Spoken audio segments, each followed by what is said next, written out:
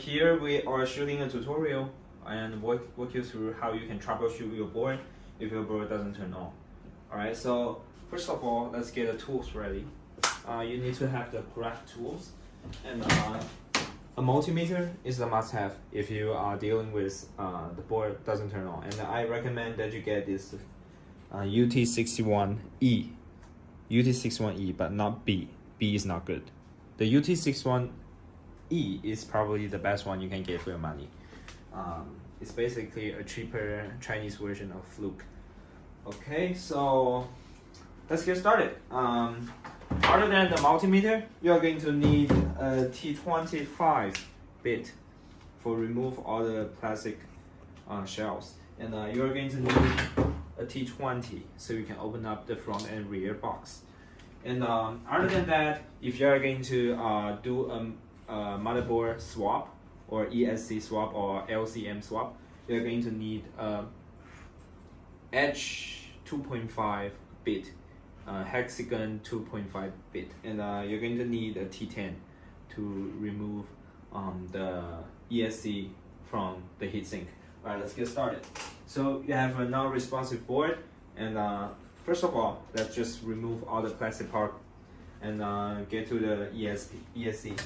So first thing first, if you have your fender on, remove your fender, like so. Just push on it and lift it up, like so, and put it aside. And use your T25 bit, turn it to the max torque for remove, of course. But if you're going to tighten things up, use around 5 or 6. So what I do is, I just remove all 8 screws for the fender base.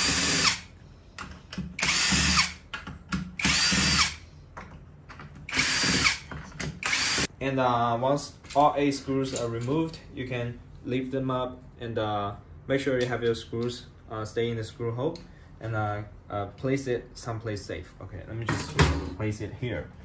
And before you do any of those, please clean up your board. Make sure there's no debris everywhere to make your desk really messed up.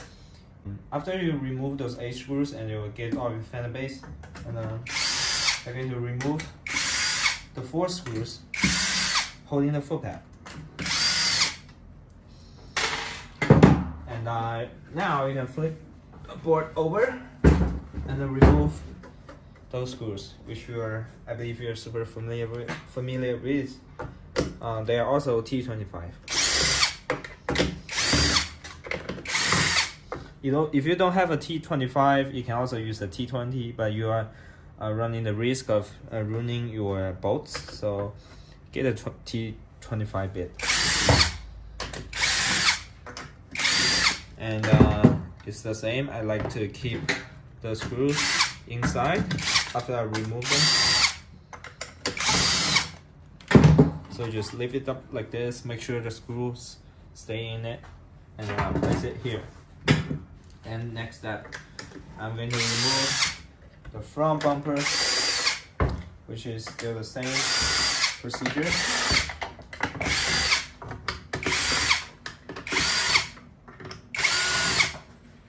You really need to get a power tool for this, otherwise it's going to be super painful to remove this many screws. Let me put it here, and maybe I can lift this up.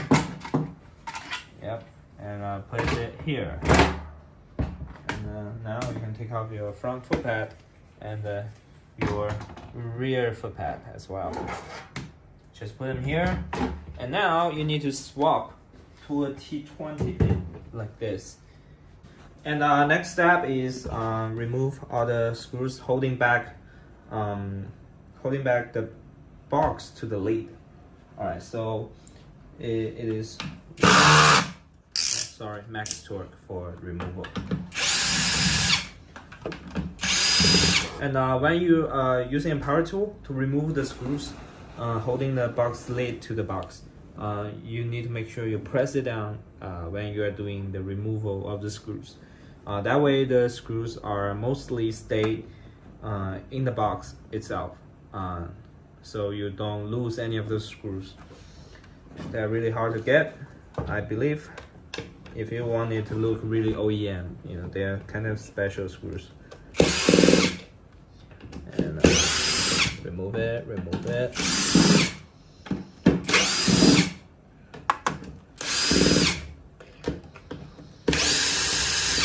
So you will be removing it and counting how many screws you have undone. So that's 1, 2, 3, 4, 5, 6, 7, 8. So that's 8 screws for the rear box and 8 screws for the front box.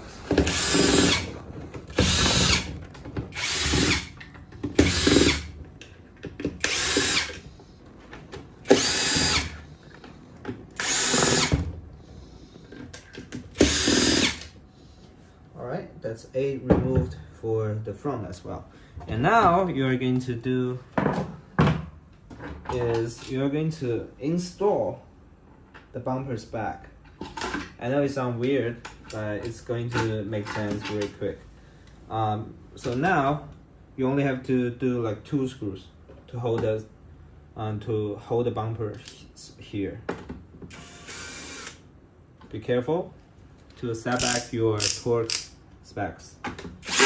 So just 1 and maybe 2 screws holding it this side.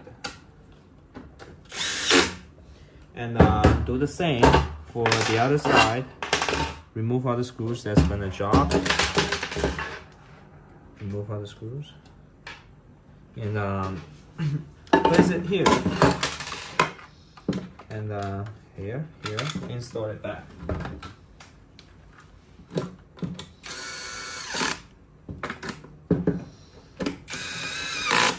And now you are good to flip the board over. And some screws are gonna fall out. Don't worry about it. And now you're going to use the T25 bit to remove this, 4 screws.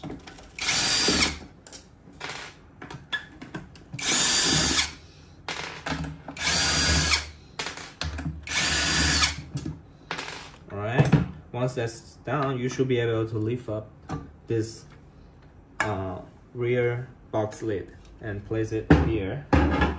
And do the same for the front box, but be really careful doing that. I'm gonna explain later.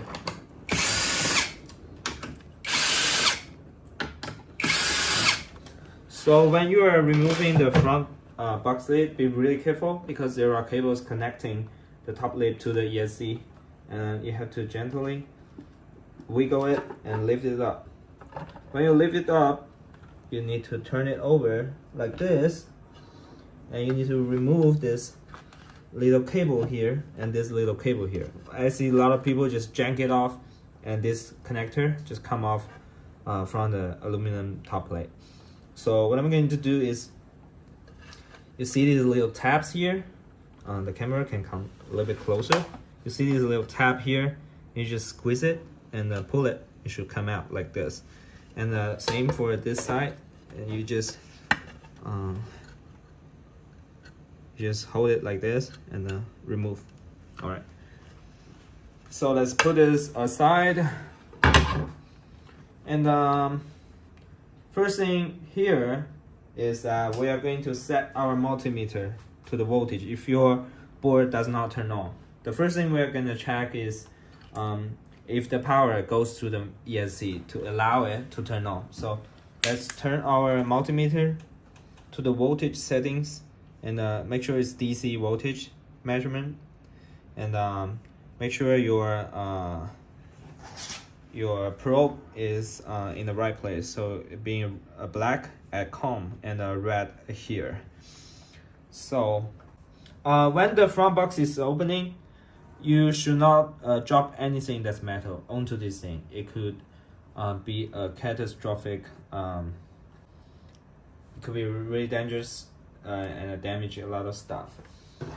So what you're going to measure is using a multimeter to sit on the table like this, and your black probe should be measuring on these screws on top of the LCM that says BAT minus. Here you can see that it's BAT minus.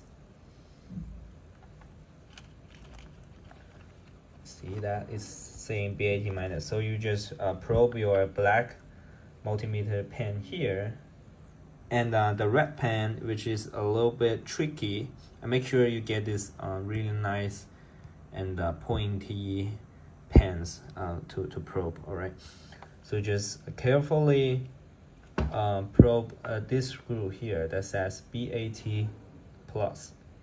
So when you probe it, you should be able to see around let's say around 50 volts. You should be able to see around above 50 volts to 84 volts. If you do not have power to the motherboard, it will not turn on. And this is the first thing you have to make sure that first working condition, that is the most basic working conditions. You have to make sure your ESC is having power supplied to it. And next thing we're going to do is that, so if your ESC is having power but having problem to turn on, that means something's wrong with your ESC or either your light control module. All right, so we are going to send you this ESC and LCM controller to so you can swap out and you should fix your problem. And for somebody that's riding and the battery suddenly cut off, it's usually something a battery and BMS related. So what you most likely will see is that you are not getting any power from measuring these two BAT plus and BAT minus. You should not be able to see any voltage. So what I want you to do is grab your hyperchargers like this or standard chargers, which one, either one is alright. So I need you to plug it in to the board. And after you plug it into your board, I need you to grab this red cable that goes from the little battery pack to the ESC. I need to grab it and disconnect it. And now I want you to measure if you have power. If you have power after you remove the battery pack to the ESC. So I want you to grab your multimeter and place it here. Let's place it on the tire so you can see it. And I want you to use your black probe to probe on the BAT minus. And use your red probe to probe here on the little front battery pack. You should be able to see some voltage here. All right, it should not be dropping. It should be stay right on like 50 plus, 60 plus to 80 volts. All right, so if you're getting this, that means your battery pack and BMS is probably fine. And it will be that the motherboard, if the ESC or anything is short from this PCB, the BMS will sense this short and will cut power to the ESC. So what you just did is you make sure the BMS is activated by plugging the charger, and you disconnect the motherboard, which is causing the short. And if in this case, after the BMS is disconnected from the motherboard, the BMS suddenly gains the ability to output power. That means something is wrong with your ESC, and your ESC will need a replacement from us. And if you are not getting power from this, if you measure, if you do the sequence like I just said, plug in the charger, remove this cable, and you measure on the BAT minus and this cable here, you don't see any voltage, then your battery pack is definitely acting up. So you have a bad battery, and let's just move on to the next diagnose process, which is find out what is wrong with your battery pack. All right, so you just remove the charger. Now you have a battery pack that does not output any power. So the problem, if you are lucky, is that you're having a malfunction BMS here. So what I will do to this BMS is, let me find a seat so I can sit on it.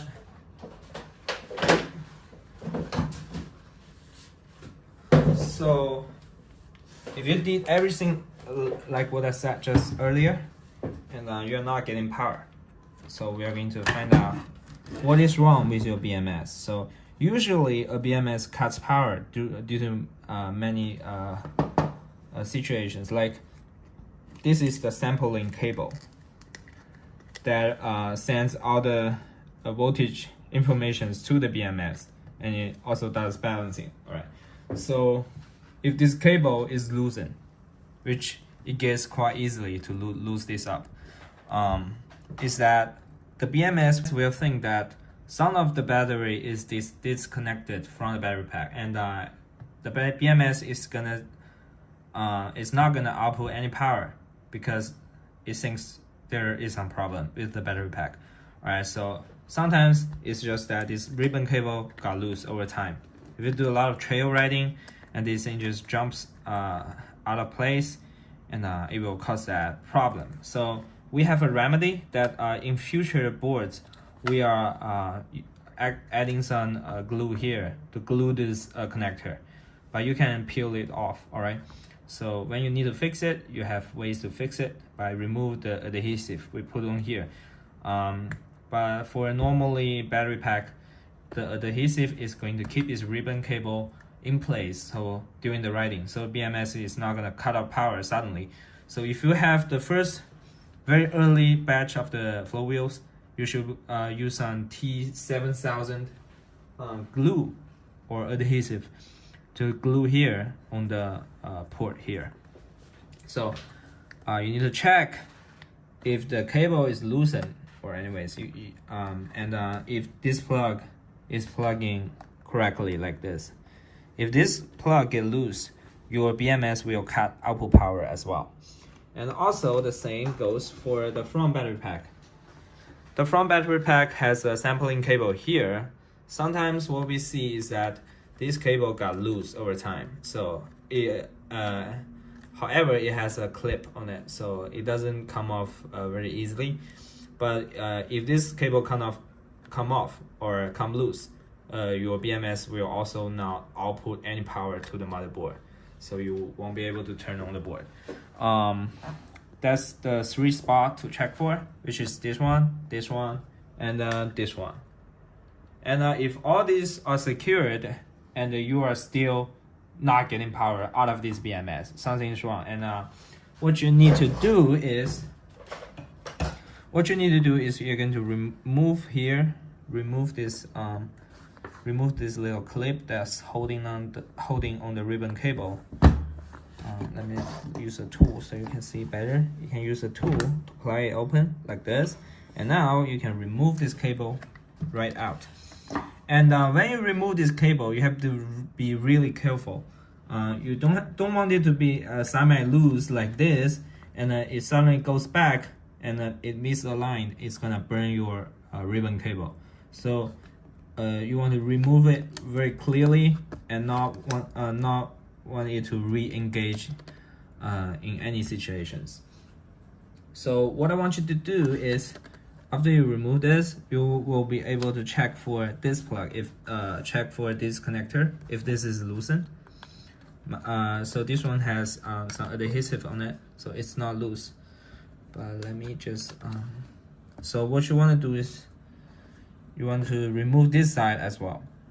All right, so after you remove the adhesive, if there is any, you can just use a sharp tool like this to gently just pry this open, and the lock is off, so you can get off this ribbon cable here. So what I want you to do is we're going to measure the voltage.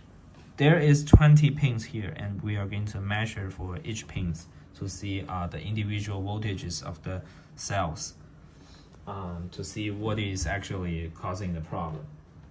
All right, so you will need to have those really tiny and pointy probes for the multimeter. So if you have those stupid round-headed probes, please do not use it for this measurement, because if you use a multimeter head that's not pointy, or that's too rounded, or that's too big, if you place it here, and you short one of those two pins, you put the needle up here and you short those pins, it's gonna burn you.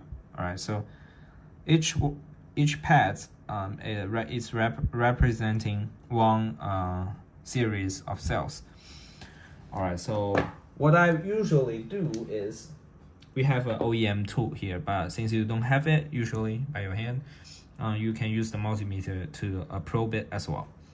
So what you need to do is you need to find this blue strip on top, and you can see it's white.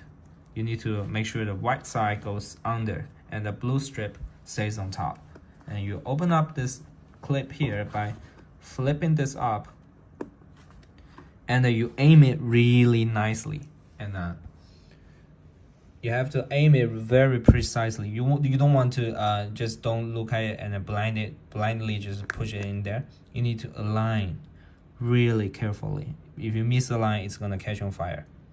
All right, it's like a bomb here. So be very, very careful. Just plug it in there and close up the latch here.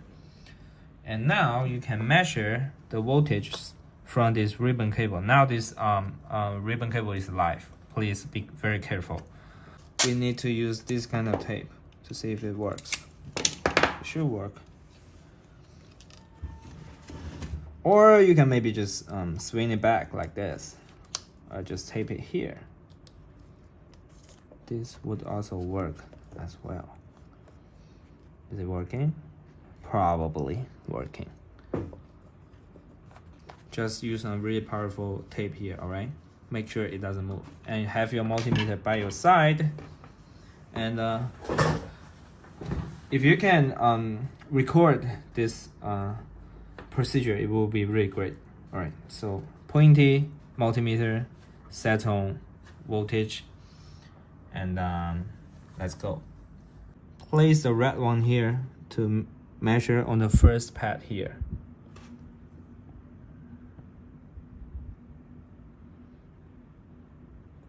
All right, first pad, and the black one on the second pad. And now you should be able to read, and I am reading 3.356, and it should be all the same for every pad. And now that's the first cell voltage is measured, and let's move on. And I want you to point your red probe to the second pad, and your black one to the third pad here. And you should be able to measure another voltage, which is supposed to be the same. If it's not the same, we are having a problem here. So just you just get the second set of values, which is most likely the same to the first one, which is 3.356. Okay, so move back, and we are going to get our third set of values. Place your red probe here on the third pad, and the black one on the fourth. And we are reading 3.355, which is good. And you better have somebody with a pen right next to you to record every single voltage, so you can keep your eyes on the probe, on the red and black probe.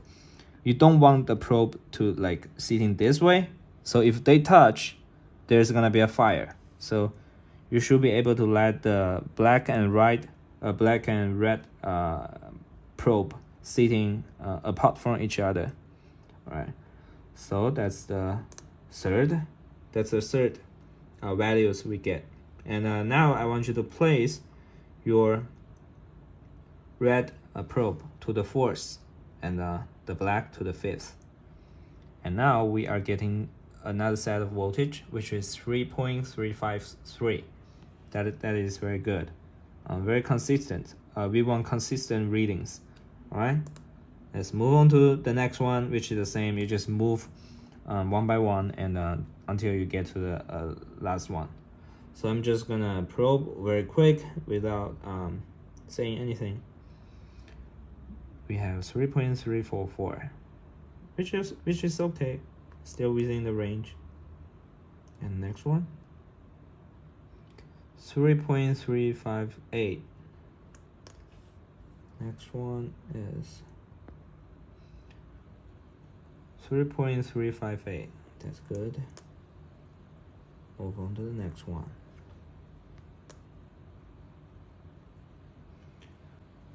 3.356, which is good. And 3.356. That's good.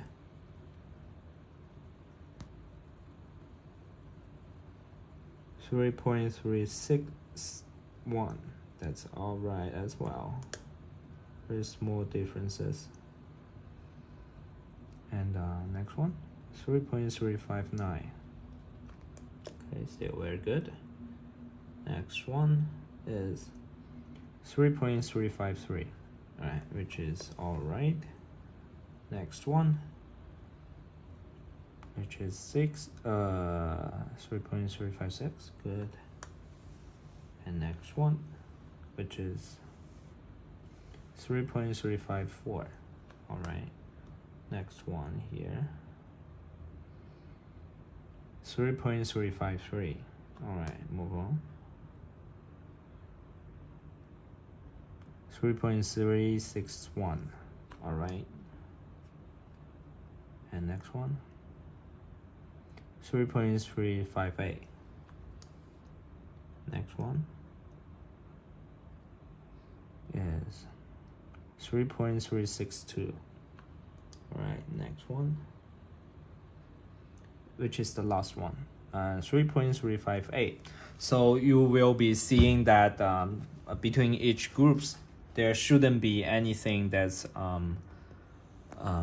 below the average. Okay, so it should be like if it is between 3.5 and 3.58, 3.51, 3.58, it's all right. 0.05 volts is allowed. All right, so we have measured 19 groups of voltages, and for the last one, you need to place your red probe to the last one here, and probe this. You need to probe your red one here, and then you need to probe the black pen here, and you should be able to get the 20s voltage readings, which is 3.361. All right, so that's all right. Now you have 20 readings of voltages, and if you can send this data to us, it will be really good. And also, if you can record this measurement, it will be really good for your customer support. Now they can address your problems very quickly. So what we usually see is that if one of those cells is dropping below the average, is usually sometimes the BMS is missing a quality control process, and which is the BMS has one set of balancing that's malfunctioned, and it's keeping it keeps sucking out the power out of one group of cells, and that's it. So now with all the informations we get from all those measurements and readings, if it's imbalanced, we will send you a new battery pack. You can maybe find a way to save this battery pack that's imbalanced. Think of a way to balance it back. Okay, I know you guys do a lot of DIY stuff. Maybe you guys can do it. Maybe find a battery guy to do it. So your imbalanced battery pack, if you don't know how to do with it, just pass it on to somebody that knows their battery stuff. All right. Try not to do anything stupid with your battery pack. If you don't know about lithium-ion battery packs, all right, send it to Surf.auto, send it to Mario Contino, send it to Mob Shop. They know how to do with it. They will salvage all the cells for maybe their next project board, racing board, and leave it to the guys. We will send you basically a whole board, but without rails, without LCM, without the ESC. If we make sure the problem is located with the battery pack and the BMS, we'll send you all those things. You just simply have to remove your old LCM and ESC and drop it in the new board we send you. You'll be good to go. All right. So all we need is these readings. Readings. I know it's very lousy to do it, to ask your customers to do it, but we are working on a BMS that is small enough for us to put in here, and we can do it just remotely without having you opening up all these enclosures. You can just read the individual cell readings report from the internet, from the app. Now we are working on it. It's a massive project. But I have a working prototype here. 1, 2, 3, 1就是 So this is what we use, which is called the OEM battery tool. It is used to just quickly detect the problems between a battery pack that failed the quality inspection. All right, so what we do is, let me just remove this. And what we do with the OEM tool is that first of all, we remove this ribbon cable, of course, and we remove this black cable here, and remove it like this, and we plug in this black cable to the battery pack here, plug it in, and now we just put the ribbon cable inside the battery pack, very carefully align those and lock it like so. And now we use the hybrid charger to activate the OEM battery tool, like so. You should be able to hear a 3 beep from the OEM tool, like here. So, and we have an app here. You can scan, connect to the tool one, and it will display all your individual voltage. And you can choose to turn the active balance on, and now you can see here. You can see the each individual voltage readings, and the voltage difference is only 0.01 volts. So it will the password is float. Verify. So now you can turn on and turn off your balance, active balance. You can set different parameters to your BMS here. A lot of settings that just does different kind of things. What we are trying to do is that we are trying to put this thing here and trying to figure out a way to make it small enough so we can pack this thing in here for the future products. And you should be able to just easily diagnose your board without opening up them. But it's a huge project, all right?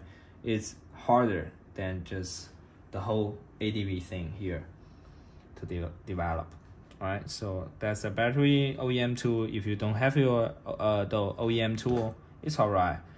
You just need a multimeter to just measure 20 voltage readings, which is very quick. I believe it takes a couple of minutes, and it really helps our customer support to know what is the issue exactly.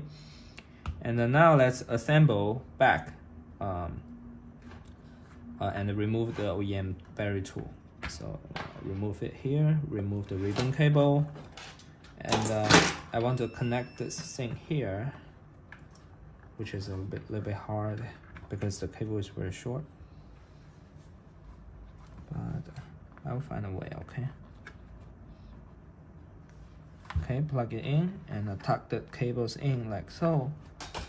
Tuck it in there, and let me get my ribbon cable that I just removed. Okay, it's here.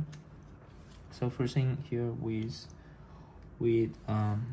put back the ribbon cable here, carefully put it back. Make sure that you see the blue strip as you install the cables. If you install it on the other way, it will not work. All right, only one side work.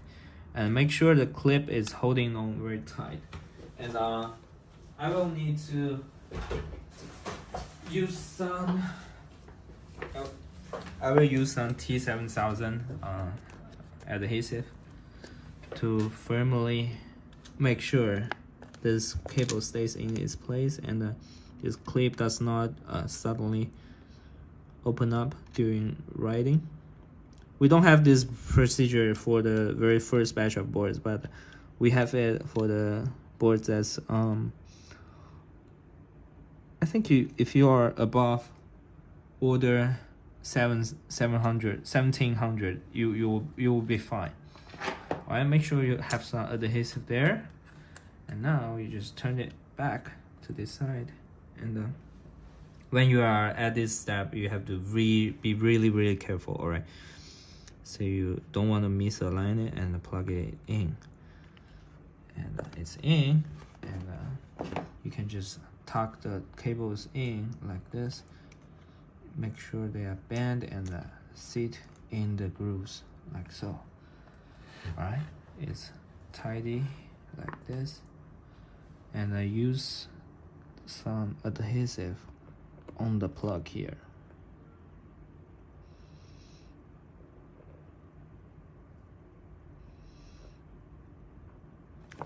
Alright, that's enough.